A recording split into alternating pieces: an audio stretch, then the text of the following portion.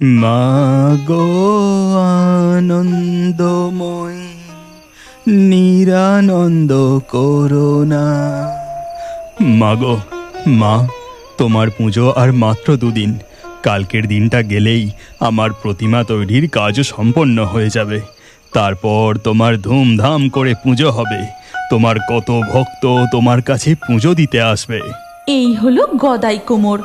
কালী মায়ের মূর্তি প্রতিমা তৈরি করার কাজ করেন।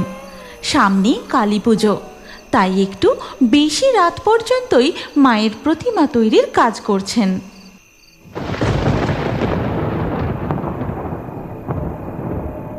ওরে বাবা, মনে হয় এক্ষুনি বৃষ্টি আসবে। কাজ করতে করতে আজ অনেকটা রাতও হয়ে গেল। নৈহাটির গঙ্গার ঘাটে শেষ নৌকাটা আর পাবো কিনা কি জানি। মাগো, আজ আমি চলি। কালকের মধ্যেই তোমার সব কাজ হয়ে যাবে। হ্যাঁ। এই কথা বলে গদাই কুলতলা গ্রামের মন্দির থেকে বেরিয়ে গঙ্গার ঘাটের দিকে হেঁটে যেতে থাকে। চারিদিক নিস্তব্ধ, আর মাঝে মাঝে মেঘের গর্জন শোনা যাচ্ছে। চারিদিকটা কি ঘুটঘুটে অন্ধকার। আজ মনে হয় শেষ নৌকাটাও পাবো না। মায়ের কাজে এমন বিভোর হয়ে গিয়েছিলাম যে সময়ের কোনো হদিসই ছিল না। সত্যি আজ অনেকটা রাত হয়ে গেছে। হাঁটতে হাঁটতে গদাই রাস্তার পাশে বড় মায়ের বেদির কাছে এসে পৌঁছায়। সেখানে সে দেখে, বাহ, বড় মায়ের প্রতিমা কি সুন্দরভাবে তৈরি হয়ে উঠছে। দেখছি আর কিছুটা কাজই বাকি আছে। এখানকার মূর্তিকার মনে হয় অনেক আগেই কাজ শেষ করে বাড়ি ফিরে গেছে। আমারই আজ ফিরতে দেরি হয়ে গেল। এমন সময় হঠাৎ একটা জোরে দমকা বাতাস ধেয়ে আসে। তাতে মায়ের বেদির জ্বলন্ত প্রদীপটাও নিভে যায়। যা, মায়ের প্রদীপটাও নিভে গেল। মাগো, মা, আকাশের অবস্থাটা ভালো না। যে কোনো মুহূর্তে ঝড় বৃষ্টি শুরু হতে পারে। এবার আমি আসি, মা। এই কথা বলে গদাই বড় মায়ের বেদির কাছ থেকে সোজা হেঁটে যায় গঙ্গার ঘাটের দিকে। তারপর গঙ্গার ঘাটে গিয়ে দেখে, হে মা তারা, শেষ নৌকাটাও মনে হয় চলে গেছে। ঘাটে যে দেখি কোনো নৌকার চিহ্ন পর্যন্ত নেই। এবার আমি কি করি? বাড়ি ফিরি কি করে? গদাই চিন্তিত হয়ে ঘাটে বসে পড়ে। গদাইয়ের বাড়ি গঙ্গার ওপারে। সে প্রতিদিন প্রতিমা তৈরি করে রাত্রিবেলা নৌকায় করে বাড়ি ফেরে। আজ রাতটা মনে হয় গঙ্গার ঘাটেই কাটাতে হবে। এই কথা বলেই গদাই একটা গান ধরে। শ্যামা মা কি আমার কালো রে, শ্যামা মা কি আমার কালো। গঙ্গার জল কুলকুল শব্দে বয়ে চলে, আর গদাইও গুনগুন করে গান গাইতে থাকে।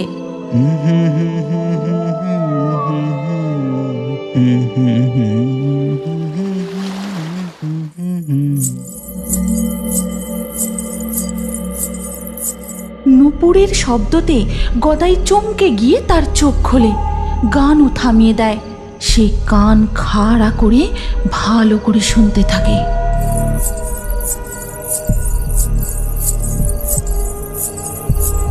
নুপুরের শব্দ ধীরে ধীরে আরো জোরালো হতে থাকে। গদাই বুঝতে পারে নুপুর পরিধারিণী গঙ্গার ঘাটের একদম কাছাকাছি চলে এসেছে। উঠে দেখি তো কে এইদিকে আসছে। গদাই গঙ্গার ঘাট থেকে উঠে দেখে যে কেউ কোথাও নেই। আওয়াজটাও থেমে গেছে। এ কি কাণ্ড! আশেপাশে তো কাউকেই দেখছি না। আমি ঠিক শুনেছি, ওটা নুপুরেরই শব্দ ছিল। এমন সময় হঠাৎ বাজ পড়ে। একটা জোরে দমকা ঝড় গদাইয়ের দিকে ধেয়ে আসে। সে কোনো রকমে নিজেকে সামলে নেয়। হে ভগবান, এসব কি হচ্ছে? আমি তো কিছুই বুঝতে পারছি না। দমকা হাওয়াটা এত জোরালো ছিল যে মনে হলো কেউ যেন আমাকে ঠেলে গঙ্গার ঘাট থেকে সরিয়ে দিতে চাইছে।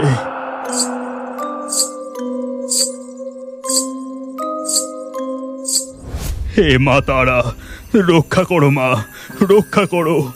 এত জোরে নুপুরের শব্দ পাচ্ছি যেন মনে হচ্ছে কেউ একদম ঘাটের কাছে এগিয়ে এসেছে।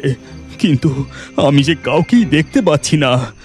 তবে কি আমি ভূতের খপ্পরে পড়লাম নাকি?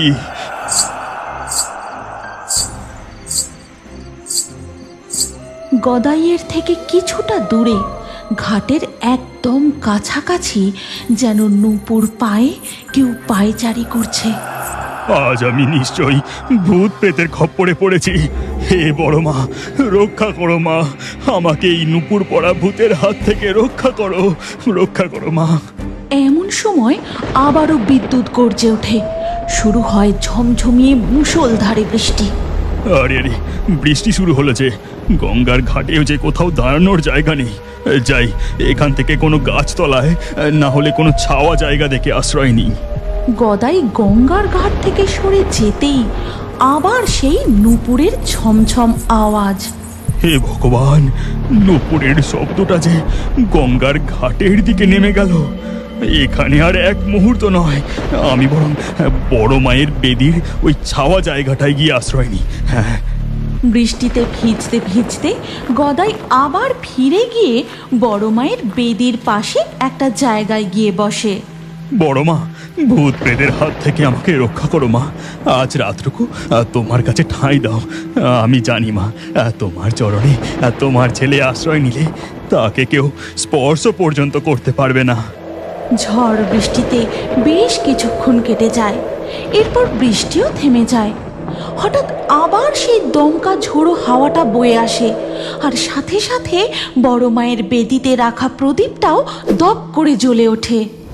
বড় মা, বড় মাই, আমি কি দেখছি? তোমার প্রদীপটা দমকা হাওয়ায় ঠিক যেভাবে নিভে গিয়েছিল আবারও ঠিক একইভাবে জ্বলে উঠল। এই সবই তোমার লীলা মা, তোমার লীলা। জয় বড় মায়ের জয়। এমন সময় গদাই আবার শুনতে পায় কেউ যেন এই দিকেই সেই নূপুর পায়ে হেঁটে আসছে।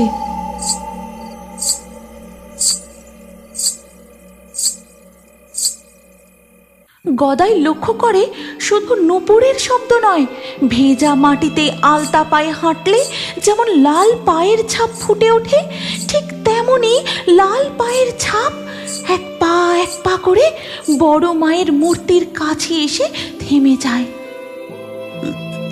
তবে কি বড় মা তুমি?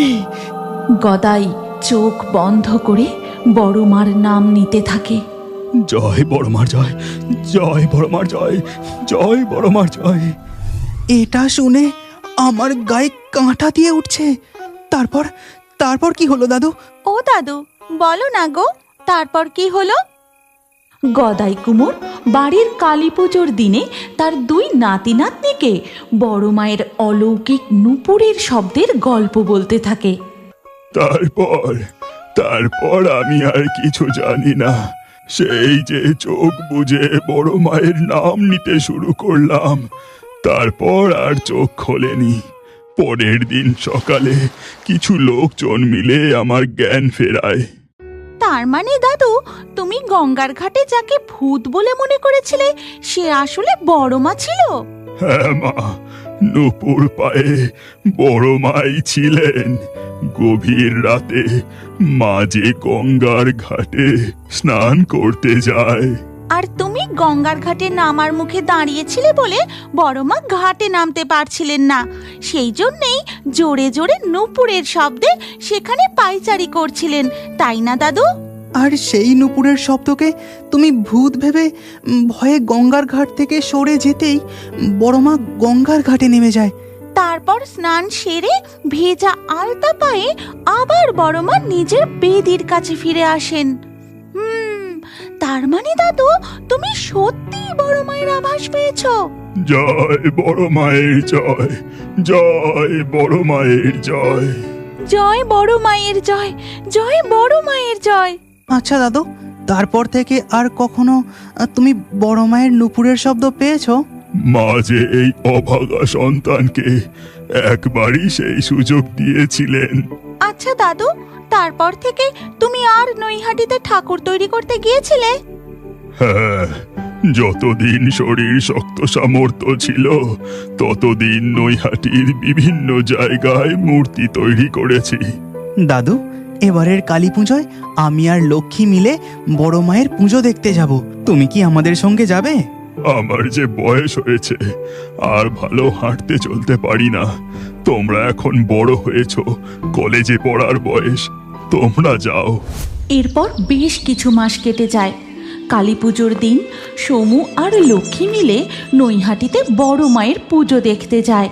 সেখানে বড় মায়ের বিশাল দৈব রূপ দেখে তাদের দুজনের মুখ থেকে শুধু একটাই কথা বেরোয়, জয় বড় মায়ের জয়, জয় বড় মায়ের জয়। তুমি সকলের মঙ্গল করো মা, সকলকে ভালো রেখো। তুমি কি এখনো বড় হয়ে কার্টুন দেখতে ভালোবাসো? তাহলে তোমার নাম কমেন্টে জানাও। আর আগের ভিডিও থেকে লাকি ড্রয়ে নির্বাচিত নামগুলি হলো ইয়াসমিন, আনিশা, তৌফিক, রজওয়ান, রহিম, রুমা, তিথি, সাইফান, সোহেল, রায়া, মোহিনী, ইমাম, আয়েশা, সায়ন্তিক, মিতা। যে সকল দর্শক আমাদের চ্যানেল সাবস্ক্রাইব করে তারপরে কমেন্টে নাম লিখেছেন, আমাদের পরবর্তী ভিডিওতে তাদের নাম বাছাই করা হবে। তাই ফেয়ারি টুনস ইউটিউব চ্যানেল অবশ্যই সাবস্ক্রাইব করবেন এবং স্ক্রিনের উপরে আসা আমাদের পরবর্তী গল্পটিও দেখুন। তাতেও আপনার নাম থাকতে পারে, না থাকলে আবারও আপনার নাম পরবর্তী ভিডিওতে লিখে দিন। কি ভাবছেন? তাড়াতাড়ি ক্লিক করে দেখুন।